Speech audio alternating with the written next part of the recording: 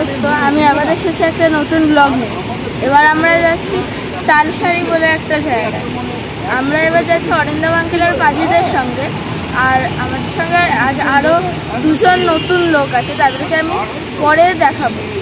আমরা এখন বাইপাসে আছি, বাড়ি থেকে এসেছি। এখান থেকে আমরা অরিন্দম আঙ্কেলের গাড়ি করে তালসারিতে যাব।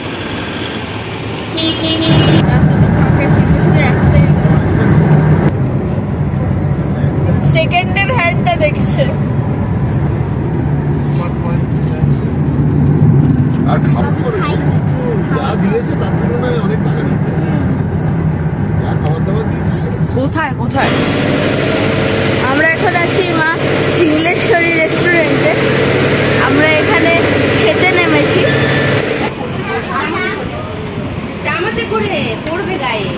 আমি বলেছিলাম এবারে ট্রিপে আমাদের সঙ্গে দুজন নতুন লোক যাবে।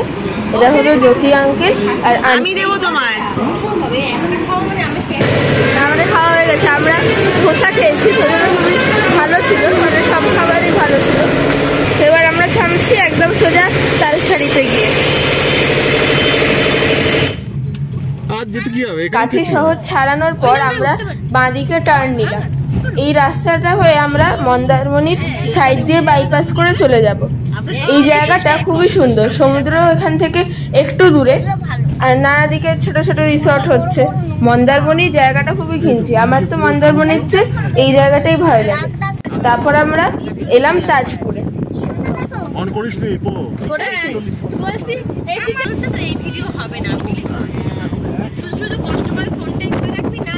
জড়ো করে আমাদের দিয়ে দেবে, তার থেকে আমাদেরটাই আমরা খাবো। আমরা ওখানে দিয়ে প্যাক করে ঘরে নিয়ে রেখেছি। এমনি হয় না, আমার লাইট হাউস চলছে।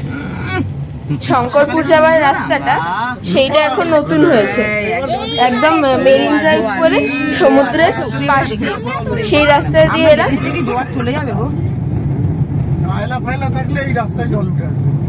এই রাস্তায় আগে আমি কখনো আসিনি, খুবই সুন্দর রাস্তা, একদম সমুদ্র ধরে ধরে। নামতে পারবি, এই যথেষ্ট বিশাল বিশাল ঢেউ, দেখো সেটা। তারপর শঙ্করপুর থেকে আমরা দীঘা শহরকে বাইপাস করে চলে এলাম। এটা হচ্ছে চন্দনেশ্বর শিব মন্দির। আমরা এখানে পরে আসবো। কিন্তু ওরকমই অনেকক্ষণ জার্নি করার পর আমরা এখন আপাতত তালসারিতে এসেই গেছি। আমরা এখানে আছি, আমরা এখানেই থাকবো তালসারিতে। এই যে এখানে রিসেপশনটাই নিচের তলায়, এইটা বলছে ডাইনিং হল, তবে থাকা জায়গা সম্ভবত ওদিকে, এদিকে হতে পারে, জানি না। এইটা সম্ভবত পার্কিং। আর ওই যে ওইখান দিয়ে, মানে এখন দেখা যাচ্ছে না, কিন্তু জাস্ট ওইখানটাতেই সমুদ্র। জোয়ার হলে ভালো দেখা যেত, এখন ভাটা রয়েছে বলে দেখা যাচ্ছে না। এখন রুম টুম ঠিক হচ্ছে আমাদের, তাই জন্য বাইরে একটা দোলনা দেখে একটু দুলে নিলাম খানিকক্ষণ। এরপর আমাদের তাড়াতাড়ি চান খাওয়া করে নিতে হবে, বিকেলবেলা আবার সমুদ্রে যেতে হবে না। গুগল ম্যাপকে বিশ্বাস করি।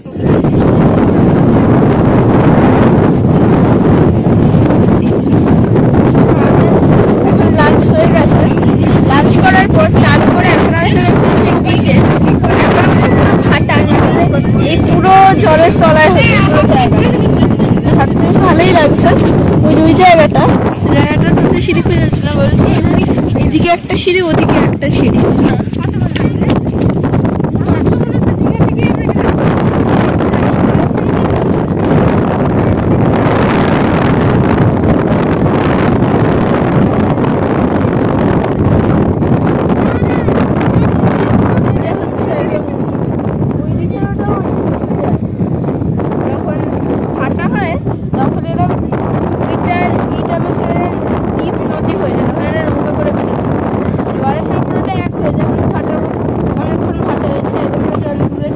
আবার সেই জোয়ার আসে সেই রাত 8টা না 9টা ওই সময় আসে, তারপরও আসছে। ওই যে বললাম একটা জিনিস এফার্ট নিয়েছে, তাও সেটা করে চলে এই তো বিরক্ত আরেকটা পেনাল্টি।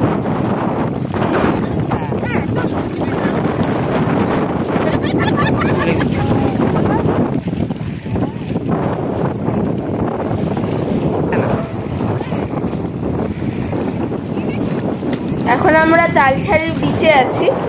এই দূরের যে গাছগুলো দেখা যাচ্ছে সেই গাছগুলো জঙ্গলের পাট ছিল। জঙ্গলটা আগে আরো ঘন ছিল, কিন্তু এই এরিয়ায় যে পরপর আয়লা আমফান যে ঘূর্ণিঝড়গুলো হলো সেটা প্রায় বেশিরভাগ বনই ধ্বংস হয়ে গেছে, এখনো একটু আছে। ফিরে আসার সময় আমরা দেখলাম কয়েকজন লোক সমুদ্র থেকে মাছ ধরে ফিরেছে। তারা সেই মাছটা একটা জায়গায় রেখেছিল। আমি সেখানে গিয়ে খুব ইন্টারেস্টিং কয়েক ধরনের মাছ দেখলাম। এরকম মাছ আমি আগে দেখিনি। যেমন এই একটা পাতা মাছ ছিল, সেটা পুরো পাতার মতো প্লেন, একদিক কালো একদিক সাদা। আরো নানা রকম ইন্টারেস্টিং মাছ ছিল, সবই সামুদ্রিক মাছ। কাঁকড়াও ছিল তার সাথে, বড় বড়। কাঁকড়ার কামড়ে এত সহজে ছাড়ে? আমাদের দুই কর্পোরেশনের কর্মচারী দুজন।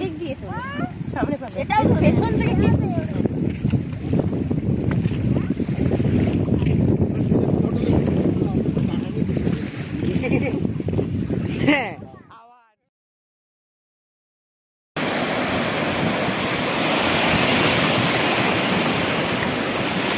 এখন বিকেলবেলা আমরা এখন সমুদ্রের ধারে আরেকবার এসেছি। এই কোস্টাতে ভর্তি স্টারফিশ, যেগুলো জোয়ারের সময় এসেছি। যেমন এইটা ভর্তি পুরো বিচটা জুড়ে। আবার যখন জোয়ার আসবে তখন আবার এগুলো থেমে যাবে।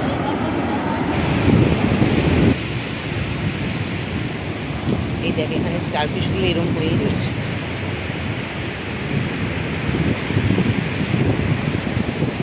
তুই এক কাজ কর, এখানে জুতোটা খোল।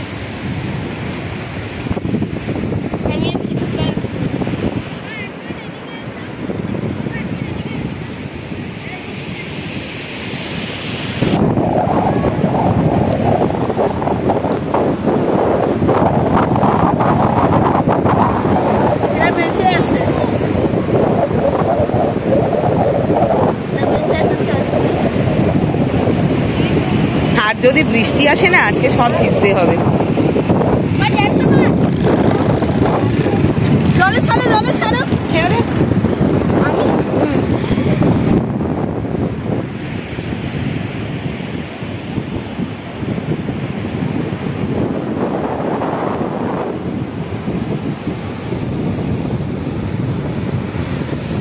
আয় বয়, চলে ওই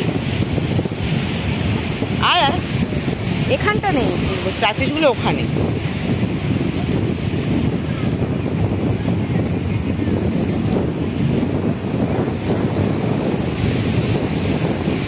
বুঝছো, ফার্স্ট ফার্স্ট এসো।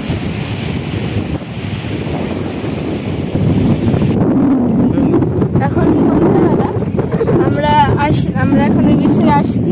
সাংঘাতিক এক্সপিরিয়েন্স হলো। একই জায়গায় হাজার হাজার স্টারফিশ, কাঁকড়া, শেল, কত কিছু, কোড়ায়ও নি, হাজার হাজারে পড়ে আছে একই জায়গায়।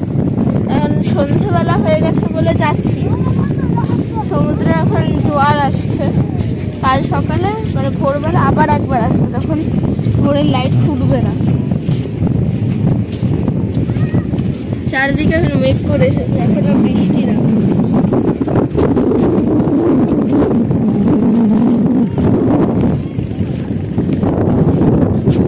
ওইটা কি, ওই আলোটা? ওই যে একদম যে খিঞ্জি আলোগুলো দেখা যাচ্ছে, ওই আলোগুলো হচ্ছে দীঘার আলো। আর ওই যে এইটুকুনি একটা আলো দেখা যাচ্ছে, ওইটা হচ্ছে উদয়পুরের আলো। আর এটা কে যাচ্ছে? এই তীর দিয়ে অনেকে মোটর বাইক চালায়, পুরো চড়া তো, মানে শুকনো বালি, এরা মোটর বাইক চালিয়ে ঘুরে বেড়ায়। আর এটা কে যাচ্ছে? এটা কাজে কাজে যাচ্ছে। আর ওটা কে যাচ্ছে? আন্টি যাচ্ছে।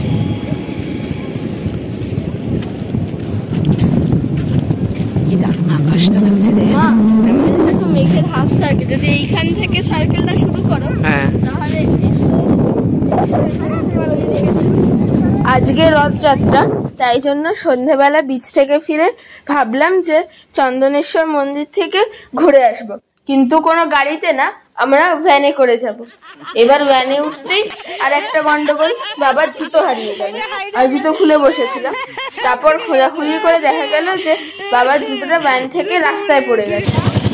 তারপর বেশ মজাই লাগছিল রাস্তা দিয়ে যেতে, রাস্তাটাও খুব মজার, মাঝে মাঝে আলো, মাঝে মাঝে পুরো ঘুটঘুটে অন্ধকার। এবার খানিকক্ষণ পর চন্দনেশ্বর মন্দিরের কাছে গিয়ে দেখলাম হঠাৎ ওগুলো কি বুঝতে বুঝতেই আমরা চন্দনেশ্বর মন্দিরে পৌঁছে গেলাম।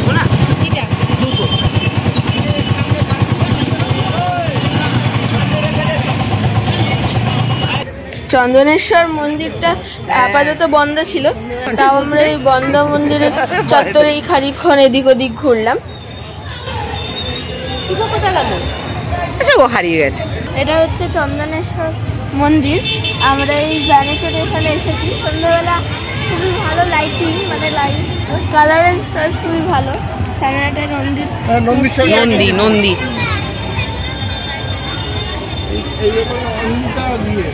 এই কমপ্লেক্স আর মন্দির আছে, এখানে ফটো অ্যালাউ নেই।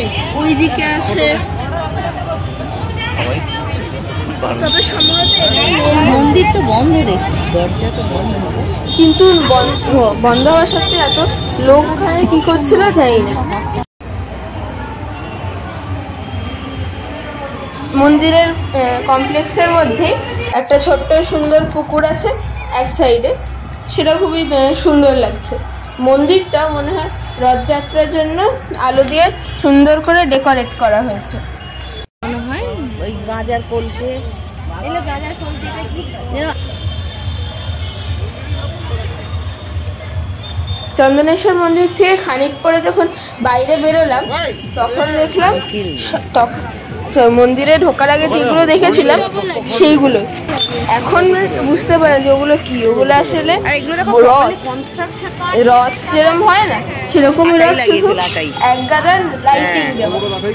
সন্ধ্যেবেলা রাত্রিবেলায় রথকে বার করে যাই না, আর রথে অত লাইটিংও কে দেয় যাই না, কি হয়তো সন্ধ্যেবেলা বার করেছে বলেই লাইটিং দিয়েছে।